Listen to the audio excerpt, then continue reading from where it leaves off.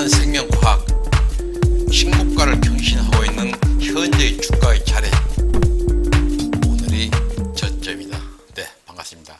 동종목처럼 신고가를 경신하는 종목일수록 이슈에 의해서 반등을 하는 종목과 또 이슈만으로 움직이는 종목인지 아니면 현 주가의 위치와 실적에 반영될 종목인지를 분류를 해야 하는데요. 동종목은 후자의 경우라 할 수가 있겠습니다. 동사는 앞 동영상을 통해서 언급드렸던 대로 자회사의 세계 최대 플라스미드 세계 최대 공정에 이어서 동사가 개발 중인 GLS1027에 대한 동물 실험에서 코로나 변이 효과를 입증했는데요. GLS1027 FDA의 승인에 따라서 임상 이상에 진입을 함으로써 연구 결과에 따라서 감염 확정자일 경우에 병원 입원 치료를 제외한 복용만으로도 치료를 할 수 있는 획기적인 제품을 될 것으로 공시가 나왔었는데요.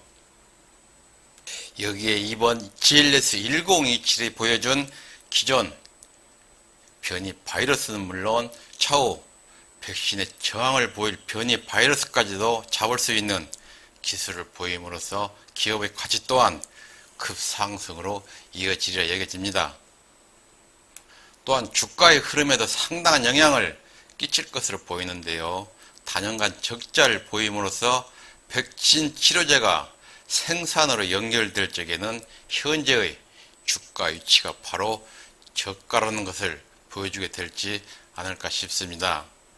네, 그럼 금일 많은 반등을 보여줬는데요. 차트를 한번 가볼까요? 네, 차트를 준비하는 시간을 빌려서 미처 함께 하지 못하신 분들을 위해서 잠시 구독 클릭 한번 확인하고 갈까요? 함께 해주시면 동영상 제작에 큰 힘이 됩니다. 많은 구독 바랍니다. 감사합니다. 네, 진원생명 일봉 모습인데요. 보시면 지난주 상한가 이후에 연 4거래일 동안 조정을 보였죠. 하지만 금일 조정물 모두 감싸는 반등이 나와줬는데요. 상한가 이후 고점인 46,000원에서 차익 실현을 하지 못했다면 제 진입 시기를 노리시라 말씀도 드렸었고요. 이처럼 캔들 매매에 의한 차익 실현을 놓쳤다면 이제 추매 구간을 노려야 하는데요. 항상 추매나 재진입의 맥점을 짚을 적에는 자신이 가장 신뢰하는 지표의 시그널을 따라야겠죠. 특히 주가가 바닥권에 머무르고 있을 때에는 다이버전스 시그널을, 또 주가가 상승 반등 중에는 추세선의 중요성을 빼놓을 수가 없는데요. 먼저 추세선을 한번 볼까요? 추세선에 대해서는 각 거래하시는 HTS 창마다 자동 추세선을 활용할 수 있는 훌륭한 기구란이 있는데요.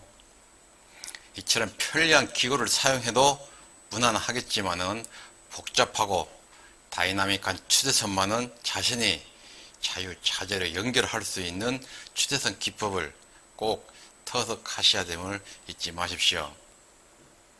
먼저 추세선은 이처럼 주가가 고점을 형성시키기 이전에 추세선이 한 발 앞서 나타나게 되는데요. 이는 단타, 단기, 그리고 중장기 매매 모두에 적용되는 추세선 기법이라 할 수가 있습니다. 보시는 대로 모든 주가는 사이클에 의해서 고점을 찍은 후에 하락 구간으로 접어들게 되는데요. 이처럼 하락하면서 형성된 꼭지점 역시 추세선의 시작점이 될 수가 있습니다. 그럼 여기에서 추세선에 대해서 한 가지 익혀두셔야 될 중요점이 있는데요. 주가가 흐름을 이어가면서 사라지는 추세선이 있다는 것이죠. 아무 꼭지점에서 추세선을 연결시켜서는 절대 안 된다는 것입니다. 그럼 주가가 하락을 멈추고 횡보하는 구간에서 추세선을 한번 찾아볼까요? 이처럼 주가가 바닥을 다지는 시점부터 사전에 추세선을 연결해서 차후 주가의 저항대와 또 고점을 찾게 되는데요. 주가가 역배열 상태에서 정배열로 접어드는 초입 구간마다 추세선을 사전에 연결을 시켜 놓으라 말씀을 드렸었는데요. 이처럼 주가가 형성되기 전에 꼭지점마다 추세선을 연결시켜서 한번 추세 저항대를 만들어 보도록 하겠습니다.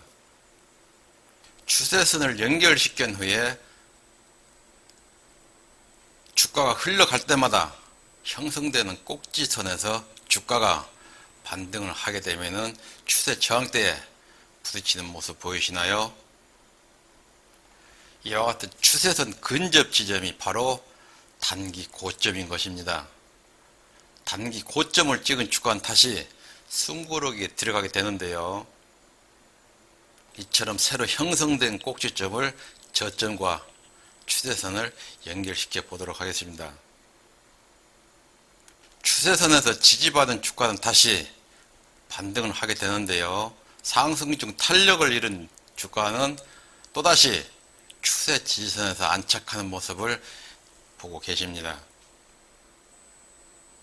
그 주가는 추세 지지선에서 쌍바닥을 찍은 후에 급반등을 보이게 되는데요. 주가의 현재 최고점 역시도 현재 저항하는 것을 알 수가 있죠. 이와 같이 반등 시마다 저항하는 추세선을 보고 단기 고점을 찾을 수가 있는 것입니다. 지금 보신 추세선은 제가 임의대로 그려놓은 선이 절대 아닙니다. 그렇다고 해서 저절로 생겨난 선은 더욱더 아니고요. 주가가 지나오면서 닦아놓은 주길, 주가의 길인 것입니다. 이와 같이 모든 추세선은 주가가 반등 시에는 강한 저항선 역할을 보이면서도 한번 돌파한 주가는 철저하게 지선 역할을 하게 되는데요. 이처럼 추세선에서 지지를 받은 주가는 전 고점 돌파 후에 고점을 어디에 두고 스윙을 해야 될까요?